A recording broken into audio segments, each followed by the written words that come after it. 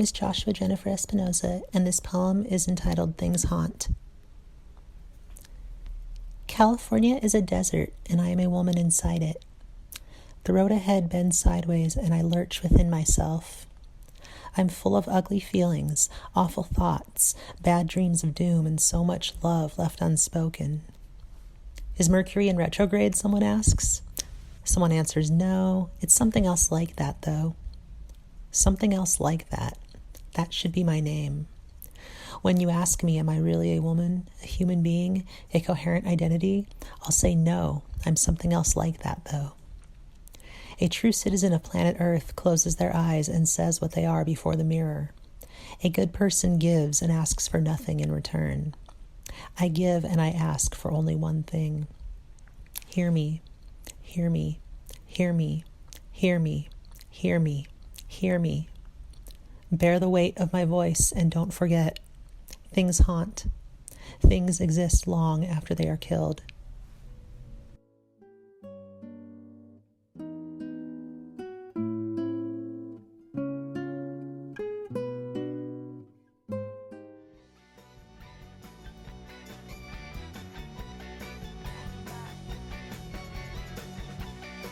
By the end of 1965, the Peasants were regular performers at Inland Empire dances.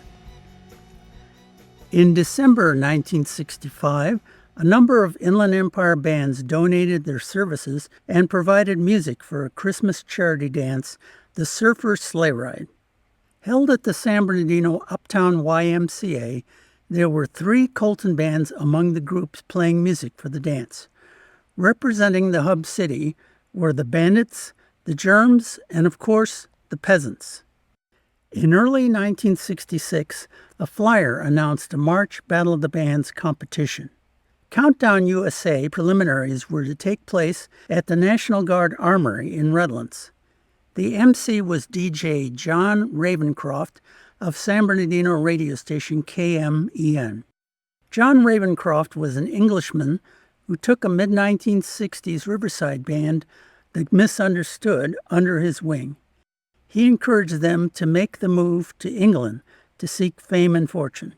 In 1967, Ravencroft returned to his homeland and took the name John Peel. He became one of the UK's most influential DJs, first on offshore pirate radio station Radio London, and later on BBC Radio 1. To enter the competition, interested IE bands were instructed to register at the Lear's Music Store in downtown San Bernardino. Lear's was one of the top destinations for local musicians. In addition to instruments and LP records for sale, the store had a practice room in the back for the free usage of aspiring musicians. In mid-March 1966, a Daily Sun newspaper photo reported that the first band to register for the Countdown USA competition was none other than the Peasants. Later, another article reported that 155 local bands had entered the Countdown USA preliminaries. Semifinals and finals were scheduled for April in San Bernardino. After the preliminaries, the 155 bands were whittled down to around 50. The announced attendance at the Redlands National Guard Armory was over 4,000.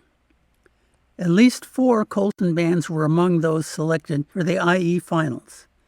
Along with the Peasants were the Hysterics, the Bandits, and the Northside Moss. However, no final results for the competition were ever reported in the midst of allegations of monetary embezzlement by one of the promoters. To open the 1966 fall semester, Pacific High School in San Bernardino held a campout for incoming sophomores. It was staged at Little Green Valley near Running Springs in the San Bernardino Mountains. The Peasants were a proposed choice to provide music for a September 8th Pirate Panic dance. They were also being considered for a September 16th Hello Days dance for all Pacific High School students. Also in 1966, the Peasants played a free outdoor concert at Colton's Mount Vernon Shopping Center. Their stage was a flatbed truck parked in front of the W.T. Grant Company store. They performed to an enthusiastic audience, mostly made up of their fellow Colton High classmates. Many of them had been followers of the band since their early performances at the CYO dances at Immaculate Conception Church. Like many local bands of the 1960s, their stability was disrupted by the military draft. Drummer Dwayne Oliva left the Peasants when he went into the Army in late 1966, serving in Vietnam. Ray Perez felt that this was the beginning of the end for the Peasants. Ray said, "We had a chemistry. Joe was like my brother, and so was Louie. And I loved Mark and Dwayne. When Dwayne left, it was just different. He had his own flavor that contributed to the sound of the Peasants." The new Peasants drummer was another Colton High School student, Phil Garcia. While at Colton Junior High, Phil had been in a surf rock instrumental trio with Joe and Ray. Later in life, Garcia earned his greatest recognition not as a musician, but as a professional wrestler. From the 1970s into the early 1990s, Phil Garcia was indeed a professional wrestler. He often portrayed a bad guy or heel. He competed using the name Al Madril, the Latin lover. In January 1967, radio station Cayman and the Coachman Car Club of Purdue presented the 9th annual Inland Empire Teenorama Custom Car and Hot Rod Show at the National Orange Show grounds. There was a Battle of the Bands competition, and naturally the Peasants were entered. More than 30 Inland Empire groups were entered in the Battle of the Bands competition. In addition to the Peasants, at least one of their rival Colton bands was also part of the competition, the Northside Moss. Later in January, the Northside Moss played dance music at a hot air balloon launch presented by Cayman. In an article announcing the event, it was reported that the Northside Moss had won the custom car show Battle of the Bands. Reflecting on the Northside Moss Battle of the Bands victory, band member Mark Johnson said, "The Peasants did a good job, and they really should have won the Battle of the Bands that night. But some of the car club guys were friends of mine, and I think they voted for us and influenced their friends."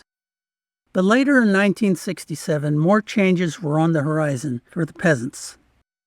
By mid-1967, both Joe Casados and Ray Perez had departed from the Peasants. They joined other local bands because, as Ray put it, "We were hungry for more experience and knowledge." True to their word, both became lifelong musicians. After Joe and Ray left, Louis soon realized that the band's time had passed, and he broke up the group. Normally, this would have been the end of the Peasants saga. But 40 years after the band broke up, a Peasants article appeared in the number 25 summer 2007 issue of Ugly Things magazine. Editor, publisher, and rock historian Mike Stax was documenting the careers of 1960s Inland Empire bands in a series of articles. His Peasants story revived the memory of the band and their place in IE garage band music history. With Stax's kind permission, much of his extensive research was sourced to create this Tales from the IE episode. Hardcore Inland Empire music fans are appreciative to him for his dedication and documented the Peasants and other 1960s IE Latino bands in his article, Straight Outta Colton.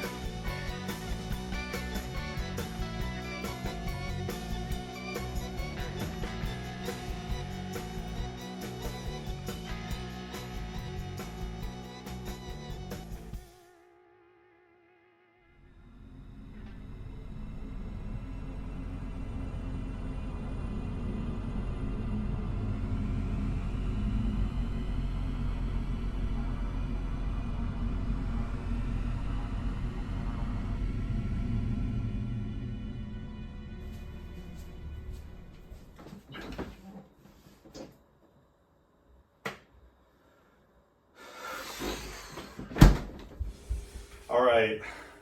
Which one of you took my vanilla Coke? What? Wait, hold on.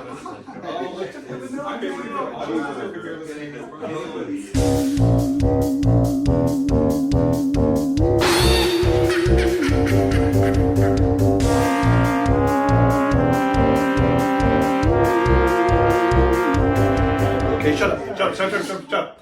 All right? Someone just confess, all right? Was it you, Cheeseburger Eric? Hey, I didn't steal anything. I just like eating cheeseburgers, okay? I mean, yeah, it is true. He really does just like eating cheeseburgers. Yes, this guy gets it, all right? Yeah, that does check out. Okay, but what about you guys, all right? You guys hang out in the kitchen all the time. No way, dude. I didn't take your vanilla Coke. I've been too busy sitting here smoking this dude's ass at fucking chest, yo. Fuck. Okay, guys, you're not getting it. Okay, this is the whole point of the clones, okay? I brought you into this life so that you can give me the vanilla Coke, all right? No, oh, shit. I bet it was Bronski Beat, Eric. Oh, okay. Just because I recommend that we all listen to Bronski Beat once doesn't make me Bronski Beat Eric. I mean, we can do other stuff. I mean, but like, we could listen to Bronski Beat. It's already in the record player, you know? Like, we could all listen to it.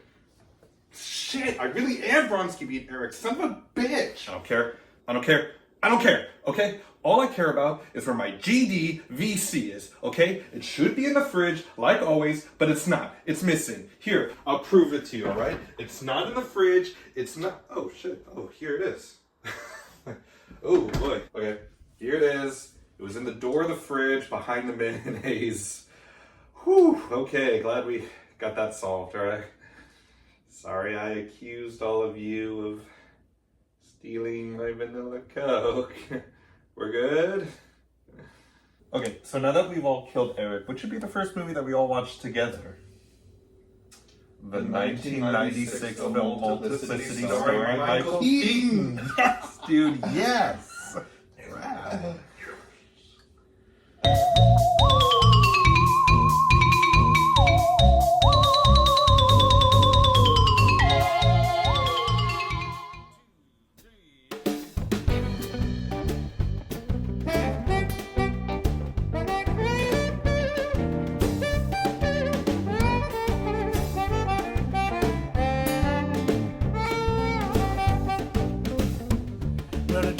Plays when dawn gets near. Everybody will be high on beer in the night. Oh yeah, in the night. In a wee hours between midnight and day. Now nobody here got to stand in line. Come on in, son, have a good time in the night. Oh yeah, in the night. In a wee hours between midnight and day. Go, Jerry, go.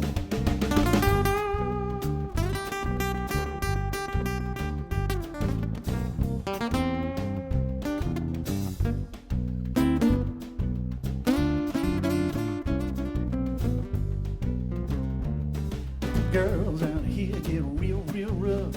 Calling for whiskey and sleeping up in the night. Oh yeah, in the night. Now in the wee hours between midnight and day.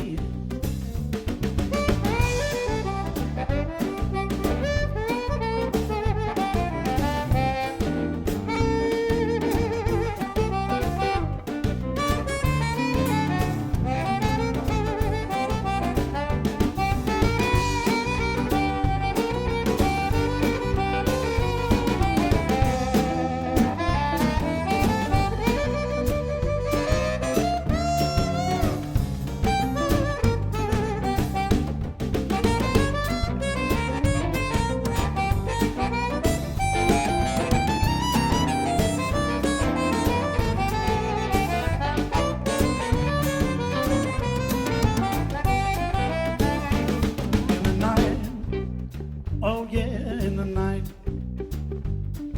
night, oh yeah, in the night, in those wee hours between midnight and day, go Bradley, go.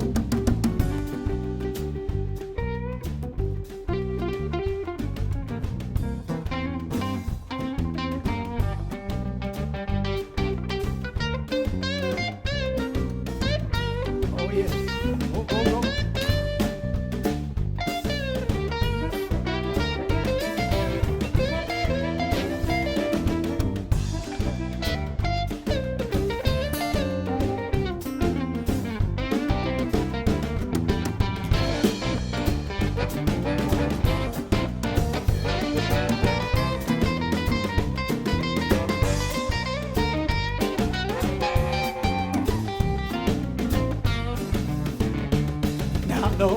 Everybody here got to stand in line. Come on in, son, have a good time in the night. Oh yeah, in the night. In the wee, wee hours between midnight and day. Turn it around. In the wee, wee hours between midnight and day. In the wee, wee hours between midnight and day.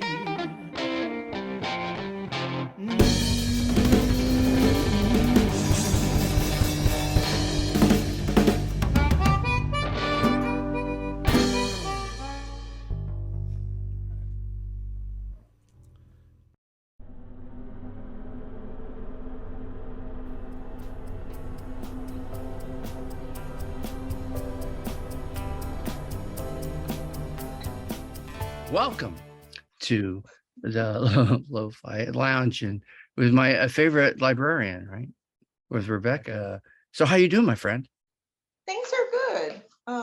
What's new and exciting music-wise? There's a yearly show called Vomitorium, which sounds like such a disgusting name. It's the day before Thanksgiving every year. This is the 26th annual. My friend Dean Falcone puts it together. Okay. And this year it's the 60s. And I'm lucky I get to be a vomette, which is a vomitorium backup singer. And the toughest song we have is by the Cowsills. Okay. It's the Cowsills version of Hair. And it has some crazy harmonics going on. And where do you put this on when you do this show? Where do you do it? There's a great club in New Haven called Cafe 9. Oh, And they call it the musician's living room. It's packed. It's a teeny little used to be an old man bar, okay. You know, where they sell the pickled eggs and on the counter there on the bar. Yeah. Yeah. But now it's a rock and roll bar, and it's been that way for 26 years at least. And Kevin Day and I have performed there together. What do you have for us today? One book that's called Two Little Witches: A Counting Story by Harriet Ziefert and Sims Tabak. And what's great about this book is it's a cumulative story. These two little witches go trick-or-treating, and at each door they pick up a new guest to their trick-or-treating parade. Oh, okay. So it's getting bigger and longer and longer and longer. And I won't give away the ending. Oh. And this book was illustrated by Sims Tabak, who won the Caldecott for a different book. And the Caldecott Award is like the Academy Award of Children's Literature. Yeah. And the other book I brought for you is a cat book. There we go. It's called Los Gatos Black on Halloween. And this book was written by Marissa Montes and illustrated by Yuyi Morales.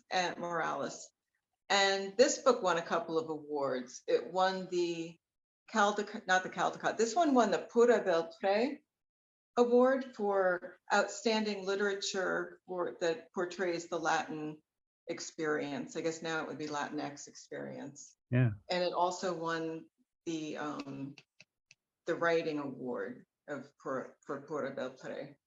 Oh. Pura Belpré was, well, I don't want to get off topic, but she was the Hispanic librarian, children's librarian in New York Public Library, and she was famous for her puppet shows.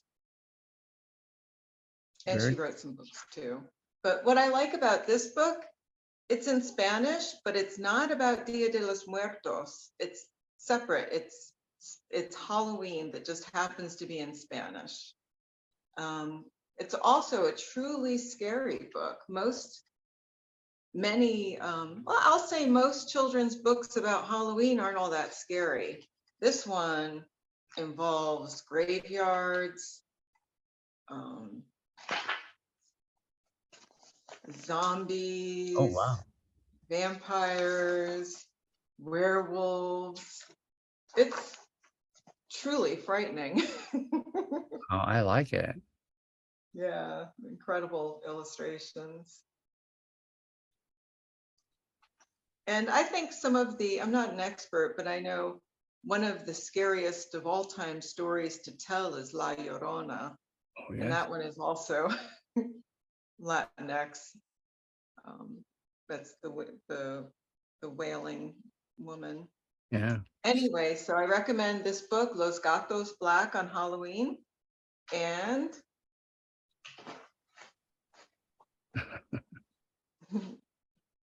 Two Little Witches. Now I have a story to tell you. Once upon a time, there was a little witch, and she was walking through the woods, and it was very windy. And she was worried because winter was coming and she had no place to go to be warm. Well, wouldn't you know, a piece of orange paper fell at her feet. And she picked it up and she said, I can make a good house out of this. So she folded it. And she always had a pair of scissors on hand. She said, my house needs a roof. So she took her scissors and cut herself a roof. Now she had a house, but she couldn't get into it. So she took her scissors and she cut herself a door. Well, she tried to get into the door, but she wouldn't fit because of her tall, pointy hat. So she took her scissors again and added a point to her door. She went inside, but she ran back out because it was too dark in there and it frightened her. So she said, my house needs a window. So again, she took out her scissors and cut a square this time and made herself a window. So now she had a house with a window and a door that she could fit through. And she went inside and it was so warm and she was so cozy that she almost fell asleep. But then she heard outside somebody crying, boo-hoo, boo-hoo-hoo-hoo-hoo, boo-hoo-hoo, boo. She went outside and she saw a ghost. And she said, little ghost, why are you crying? And the little ghost said, it's getting to be winter and I have no place to keep warm this winter. And she said, don't worry about that. You can just move in with me. I'll even make you your own ghost-sized door. And the two of them stayed warm all winter and they lived happily ever after. Happy Halloween. How cool is that? Well, thank you, Rebecca. I've just My pleasure. enjoyed talking with you so much. Let's do it again. Okay, let's do it again. Okay, cool. Bye, my friend. Bye-bye.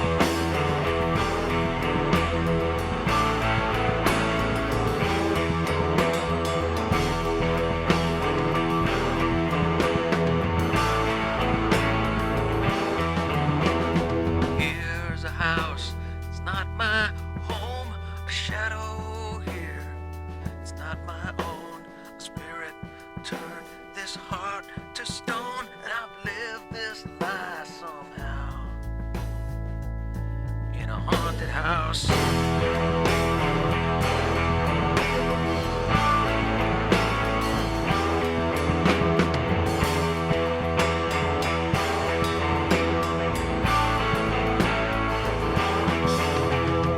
Since you left me here for dead, a dusty frame, an empty bed, a devil lies with me instead, and I've lived this lie somehow in this haunted house.